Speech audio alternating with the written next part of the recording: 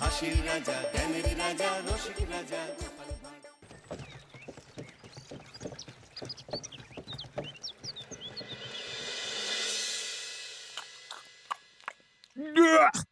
আরে বাবা, কি বিশ্রী রান্না হয়েছে! তরকারিতে কি কোনো জিরে বাটা, আদা বাটা কিছুই দেয়নি নাকি? কই গো রাধুনী ঠাকুর, কোথায় গেলে? এদিকে এসো। বলুন রানীমা। বলছি, তুমি তো রাজবাড়িতে দীর্ঘদিন ধরেই রান্না করছো, কিন্তু ইদানিং তোমার রান্না এত বেস্বাদ লাগছে কেন? সে তো আমি বলতে পারবো না, আমি তো আগের মতনই রান্না করি। ছোট মুখে বড় কথা বলছি, আমি কিছু বলতে চাই রানীমা। এই, তুই আবার পাকামো করতে এসছিস কেন রে? তোকে কি রানীমা ডেকেছেন নাকি? আহ, কি বলতে চাইছে শুনেই দেখি না, বলো। রানীমা, এখন আর রাধুনী ঠাকুর আগের মতো যত্ন নিয়ে রান্না করেন না। রান্নাঘরে পড়ে পড়ে ঘুমোয় আর তাড়াহুড়ো করে কোনো রকমে রান্না করে দেন। একদম বাজে কথা বলবি না। বাজে কথা না রানীমা, শিলনোড়ায় বাটতে ওনার কষ্ট হবে বলে আজকাল রাধুনী ঠাকুর শুধু জিরে ফোড়ন দিয়ে রান্না করেন। এত বেতন দিয়ে তোমাকে রাখা হয় কি এই ফাঁকিবাজির জন্যে? কি মানে ভুল হয়ে গেছে। এর যদি এই ভুল করার ইচ্ছে হয় তাহলে তল্পি তল্পা গুটিয়ে বাড়ি গিয়ে ভুল করো, মনে থাকবে? মনে থাকবে মহারাজ। কি হচ্ছে বলো তো রানী? সকালে বাগানে পায়চারি করছিলাম, দেখি মালি একটা গাছেও জল দেয়নি। এই গরমে জল না পেলে যে গাছপালাগুলো মরে যাবে। সবাইকে এবার মনে হচ্ছে বলে বলে কাজ করাতে হবে।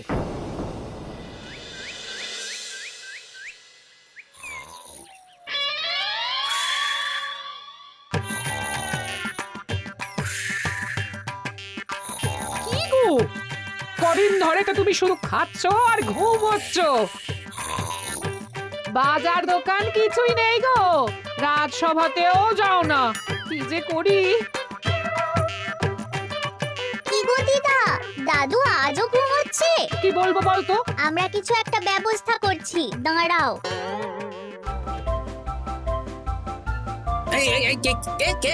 ওঠো দাদু, আর কত ঘুমে? কুড়েমির একটা সীমা থাকে। ওঠো বলছি, ওঠো, ওঠো না। আমি বুঝতে পারছি বাড়ির কাজ, বাজার দোকান এসব না করার জন্য তুমি পড়ে পড়ে ঘুমোচ্ছ। দাদু কাজে ফাঁকি দিচ্ছে দিদা। দে পুটি, আর সরসরি দে দে।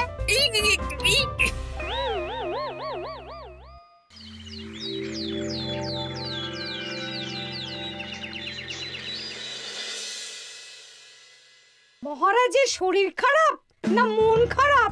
মহারাজ এরকম চুপ করে ঘুম মেরে থাকলে তো রাজপাট সব উঠে যাবে। কিছুই বুঝতে পারছি না। মহারাজ আছেন চুপটি করে, নেই যে মুখে শব্দ। ফাঁকি দিলে এবার তাকে করব আমি জব্দ। অনেক শুয়েছি, আর নয়। মহারাজ, কে ফাঁকি দিচ্ছে? আমি তো ফাঁকি দিই না। পণ্ডিত, তুমি দিচ্ছ নাকি ফাঁকি? না না, বৈদ্য।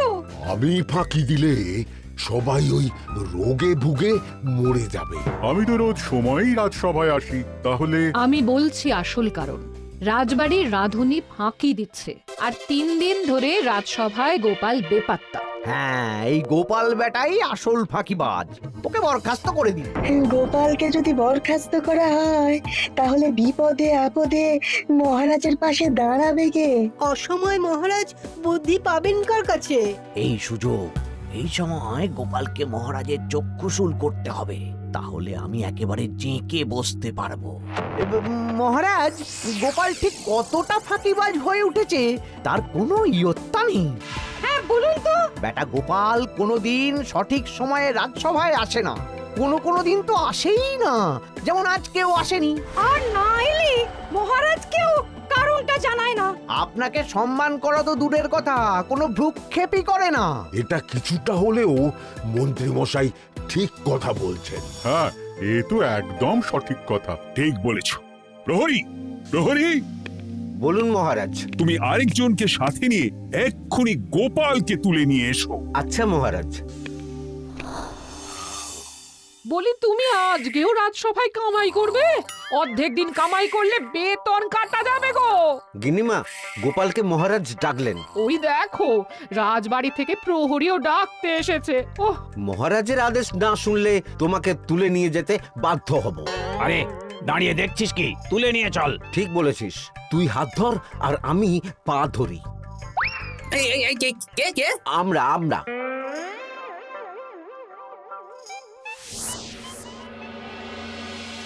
এসব কি গোপাল? তুমি বাড়িতে আছো, ঘুমোচ্ছ, অথচ রাজসভায় আসছো না, কি ব্যাপার? আগে মহারাজ, মস্তিষ্ককে বিশ্রাম দিয়ে বুদ্ধি বাড়াচ্ছিলাম। অনেক ব্যবহার হয়েছে তো, তাই একটু বিশ্রাম দরকার আর কি। আমার পুরো রাজসভাটাই ফাঁকিবাজ। আমি সবাইকেই বিদায় করব, আর গোপালকেও। এই সেরেছে, আমি ফাঁকিবাজ নই মহারাজ। আমি খোঁজ নিয়ে দেখেছি সবাই কম বেশি গায়ে হাওয়া লাগিয়ে ঘুরছে। মহারাজ, আমি তো নদীর পাড়ে বসে শীতল হাওয়া গায়ে লাগাই, তবেই তো ঢেউয়ের মতো আমার ছন্দ আসে। কেউ ফাঁকিবাজ না মহারাজ, আসল ফাঁকিবাজ গোপাল। মহারাজ, আমি যদি দরকারে আপনাকে বুদ্ধি দিয়ে ফাঁকা সময়ে বিশ্রাম দিয়ে ফাঁকিবাজ হই, তাহলে মন্ত্রী মহা ফাঁকিবাজ। কারণ মন্ত্রীর কাজ রাজাকে বুদ্ধি দেওয়া, তা তিনি করেন না বলেই আমাকে দরকার পড়ে। আমি তো ভাঁড়, আমি শুধু হাসাবো, এটাই আমার কাজ। তাতে কি, সেনাপতিও তো সেনাপ্রধান, ও কি যুদ্ধ করে? রাজ্যে শান্তি শৃঙ্খলা বজায় আছে, তাহলে যুদ্ধ করে হবেটা কি? হ্যাঁ, অকারণে পায়ে পা দিয়ে যুদ্ধ বাঁধাবো নাকি? হ্যাঁ, যত সব। যখন তখন বিপদ আসতে পারে, তাই যুদ্ধের জন্য সব সময় সামরিক শক্তিকে প্রস্তুত থাকা দরকার। হ্যাঁ, এটা গোপাল ঠিক বলেছে। সেনাপতিকে তো কোনোদিন সেসব নিয়ে মহড়াও করতে দেখি না। তাহলে দাঁড়ালো 3 জন ফাঁকিবাজ। মূল অভিযুক্ত গোপাল দিন রাত কামাই করে, মন্ত্রী মহারাজকে বুদ্ধি দেয় না, আর সেনাপতি যুদ্ধের প্রস্তুতি নেয় না। এই 3 জনকে আমি বিদায় করব। এই সেরেছে, এ তো দেখছি বিনা মেঘে বজ্রপাত। না, তবে তোমরা যে ফাঁকিবাজ নও সেটা প্রমাণ করার জন্য 12 ঘন্টা সময় দেব। আমাদের কি করতে হবে? তোমাদের 3 জনকে 3টে খালি বস্তা দেব। প্রত্যেকে ওই খালি বস্তা নিয়ে জঙ্গলে যাবে, আর এই 12 ঘন্টার মধ্যে জঙ্গল থেকে বস্তা ভরে আনবে। একটা বস্তা ভরার জন্য 12 ঘন্টা সময়? এ তো খুবই সহজ কাজ। সহজ কঠিন জানি না, যে ফাঁকি দিয়ে ফাঁকা বস্তা জমা দেবে বা কিছুটা ভর্তি কিছুটা খালি আনবে, সে সাজা পাবে। আচ্ছা মহারাজ, আমি বস্তায় কি নিয়ে আসবো সেটা কি আপনি দেখবেন? তা দেখবো না, কিন্তু বস্তা ভরে আনতে হবে, আর যা বস্তায় ভরে আনবে তাই নিয়ে সবাই বাড়ি ফিরে যেতে পারবে। তার মানে বস্তাতে যা থাকবে সব বস্তার মালিকই পাবে। একদম তাই। বুঝে গেছি, ভিতরে কোনো গভীর পরিকল্পনা আছে। প্রহরী, প্রহরী, তুমি এই 3 জনকে 3টে বস্তা দিয়ে দাও। যথা আজ্ঞা মহারাজ। আর বাকি সভাসদেরা আজকে রাজসভাতেই থাকো। ওরা 3 জন আসবে, ওদের বিচার হবে, তারপর ফিরবে। আমাদের খাওয়া দাওয়া তাহলে রাজবাড়ির তরফ থেকেই দেয়া হবে মহারাজ? হ্যাঁ। জঙ্গলে তো যাচ্ছি, কি নেব? গোপাল, আমি বলি কি, তুমি বরং আমার বস্তায় ঢুকে যাও, আমি তোমাকেই নিয়ে ফিরে যাই, ল্যাটা চুকে যাবে। আপনি যদি একা আমাকে বস্তায় ভরে নিয়ে যেতে পারেন তো চলুন। একা? এই সেরেছে। দাঁড়ান, আমি আপনার কাঁধে চড়ে দেখি আপনি আমাকে বইতে পারবেন কি পারবেন না। না না, মুখ ফসকে বলে ফেলেছি, মাথা খারাপ নাকি? তাহলে নিজের মতন থাকুন।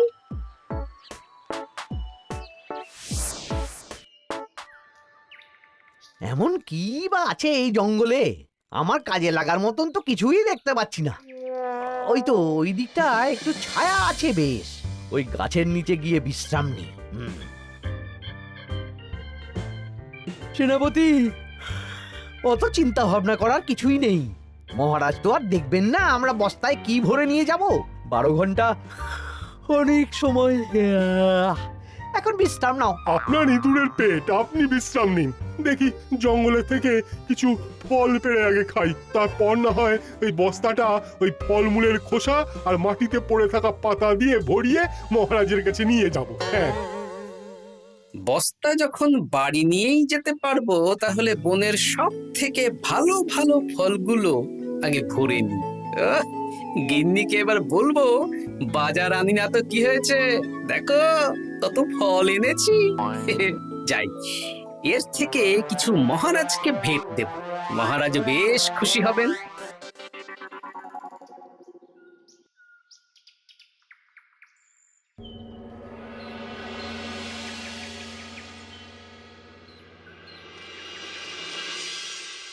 উফ, এই এত বড় জ্বালার মতো পেটখানা নিয়ে এই তেল্লাই গাছে উঠবো কি করে? দূর দূর, আশেপাশে ঢিল পাথরও দেখতে পাচ্ছি না। এই বুড়ো বয়সে হাড়গোড় ভাঙলে সে এক খারাপ ব্যাপার হবে।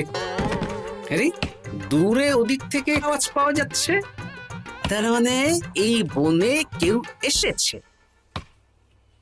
ভাই মদন, এই গাছটা ঝড়ে ভেঙে অনেক দিন পড়েছিল, এটা তো নেবই। তুই ওদিকে দেখ, কত মোটা একটা সেগুন গাছ রে। ওই গাছটা নিয়ে গেলে আমরা 1 বছর বসে খেতে পারবো। তাহলে আর দেরি কেন, হাত লাগা। আরে আরে আরে করো কি, এগুলো সব আমাদের মহারাজ কৃষ্ণচন্দ্রের পছন্দের গাছ। ভুলেও এই গাছ কেটে নিয়ে যাওয়ার ভাবনা চিন্তা করো না। আর ওই সেগুন গাছটা তো মহারাজের সবচেয়ে প্রিয়। আরে মহারাজ কি করে জানবে শুনি, এই বনে তো তিনি ভুল করেও আসেন না। এই যে আমি আসি, আমি মহারাজের দূত। তোমরা যদি ভুল করে ওই সেগুন গাছে হাত দাও, তাহলে কিন্তু তোমাদের গর্দান যাবে। এই সেরেছে, কিন্তু আমরা তো কাঠুরিয়া, কাঠ ছাড়া পেট চালাবো কি করে? সে তোমাদের ব্যবস্থা তোমরা করো, অন্য অনেক কাজ আছে। এই সামনের গাছটা মরে পড়ে আছে, এটার কাঠ আমরা নিয়ে যেতে পারবো তো? তা পারবে, এতে অত চিন্তার ব্যাপার নেই। গোপাল আছে যখন, তখন এই রাজ্যের কেউ মুশকিলে থাকবেই না। শুধু তোমাদের একটা কাজ করতে হবে। কি কাজ? এই নাও বস্তা। আমার জন্য এই জঙ্গল থেকে টাটকা বিভিন্ন ফল পেড়ে এই বস্তা ভরে দাও, তাহলে মহারাজকে আর তোমাদের কথা বলবো না, বুঝলে? আর তোমাদের যাতে রাজবাড়িতে কোনো কাজ হয় সেই নিয়ে মহারাজের কাছে সুপারিশও করব, কেমন? বেশ বেশ, তুমি তাহলে এখন এখানে বিশ্রাম করো, আমরা তোমার বস্তা ভরে ফল নিয়ে আসছি। ঠিক আছে, আমি তোমাদের কুঠার পাহারা দিচ্ছি, তোমরা ভালো তরতাজা ফল বস্তায় ভরে নিয়ে এসো।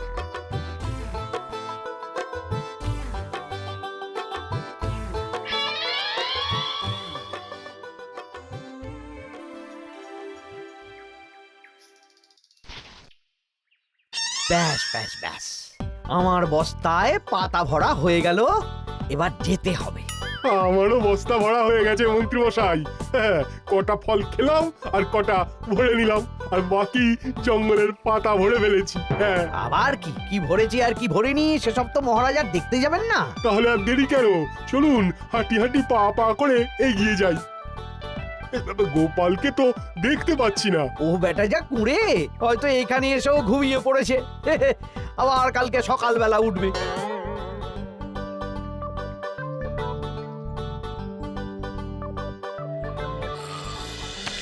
এই যে ভাইয়া, এই যে। হ্যাঁ, কে কে?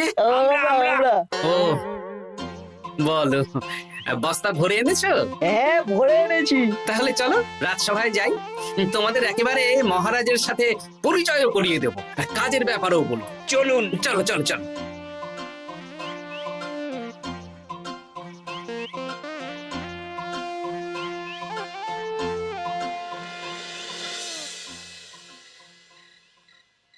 দেখা যাক মন্ত্রী সেনাপতি গোপাল কখন বস্তা ভরে আনে।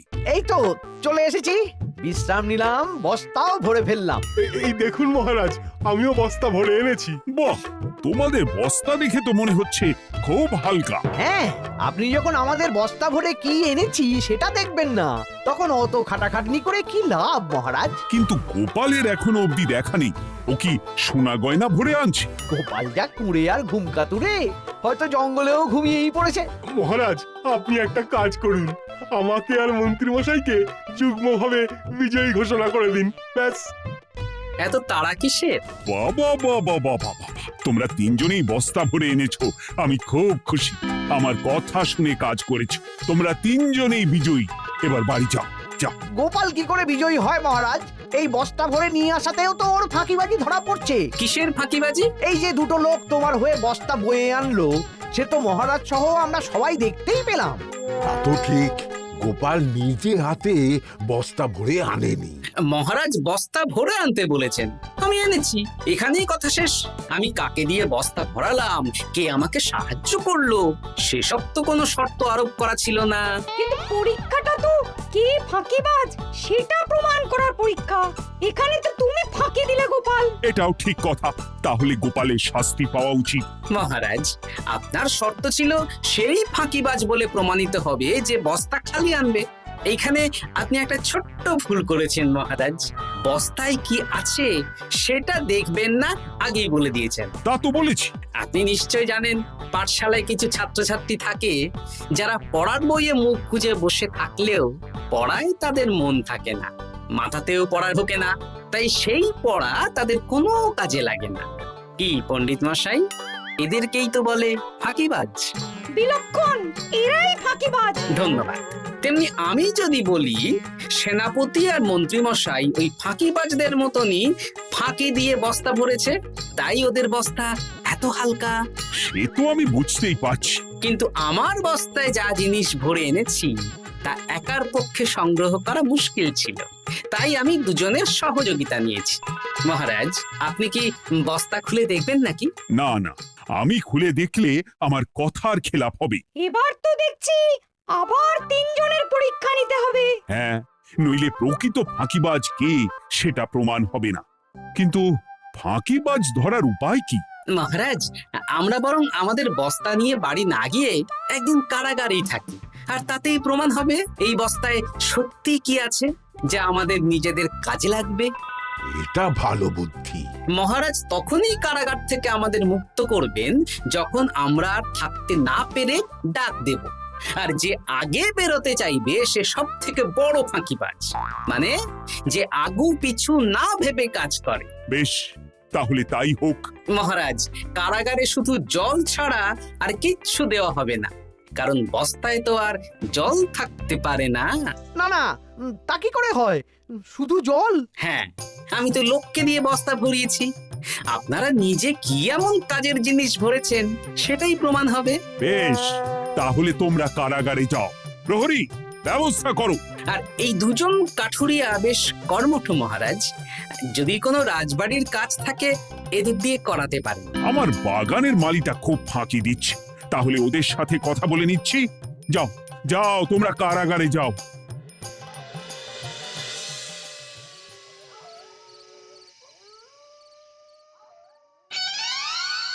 ওরে বাবা রে, কি খিদে খিদে পাচ্ছে রে। দেখি বস্তায় কি আছে দেখি।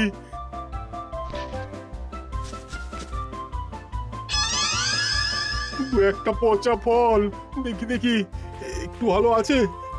এটা একটু ভালো আছে, হ্যাঁ এটাই খাই, হ্যাঁ এটাই খাই।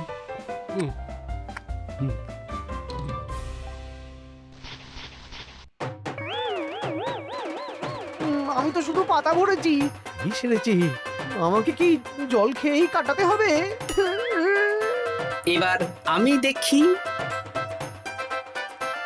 আহা, টাটকা ফল আর জল।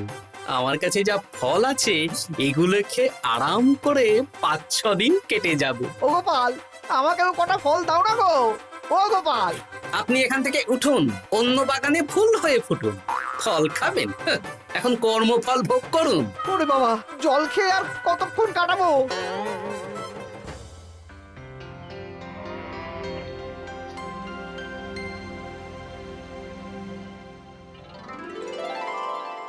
উফ, পেটটা চুই চুই করছে, কি খিদে পেয়েছে না।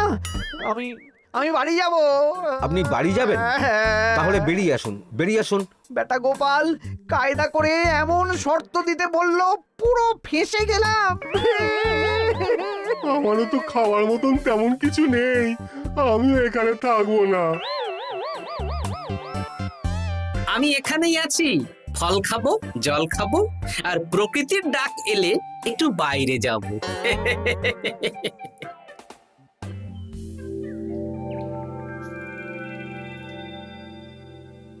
কি তোমরা কারাগারে এক রাতের বেশি তো থাকতেই পারলে না? কি আর করব বলুন মহারাজ, আমরা তো আর গোপালের মতন বস্তা ভরে টাটকা ফল নিয়ে আসিনি। বেটা গোপাল আমাদের দেখিয়ে দেখিয়ে ফল খাচ্ছিল, অতি আমাদের খিদে আরো বেড়ে যাচ্ছিল। তাহলে এরা দুজনে তো হার মেনে নিল। গোপাল কি করছে? গোপাল খাচ্ছে আর ঘুমোচ্ছে। ওকেও নিয়ে এসো। আচ্ছা মহারাজ। একই মহারাজ, আমার তো এখনো বাইরে আসার ইচ্ছে হয়নি। কি আর করা যাবে, ওরা হার মেনে নিয়েছে, তার মানে তুমি জয়ী হয়ে গেলে গোপাল। আমার বস্তায় ভরে অনেক ফল এনেছিলাম, এখনো অনেক আছে।